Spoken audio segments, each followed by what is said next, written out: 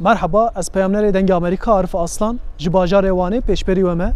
Ez ê agahiyên derbarê belavbûna vîrusa korona da û her wiha hin biryarên hikûmeta Tirkiye bi we re parve bikim.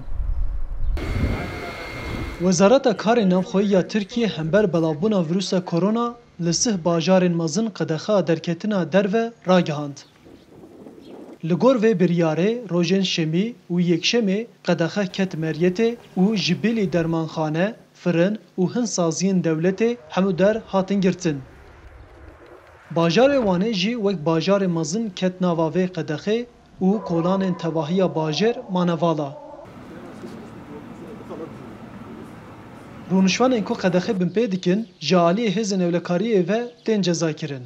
Di vê çerçovê da hêzên ewlekariyê ji bo 277 kesî bi sedema binpêkirina qedexeya derketina derve 723.564 TL cezayê pere birî. Li gor jêderên saziyên saxlemiyê li Wanê heftê kes bi vîrusa korona ketine û hev kesî canê xwe ji dest daye.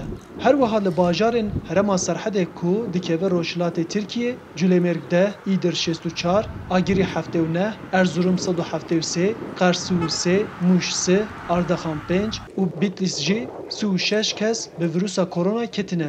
Li van bajarên Kurdan bi giştî 500 kes bi vîrusa korona ketine. Li tevahiya Tirkiye her diçe rewş xirabtir dibe.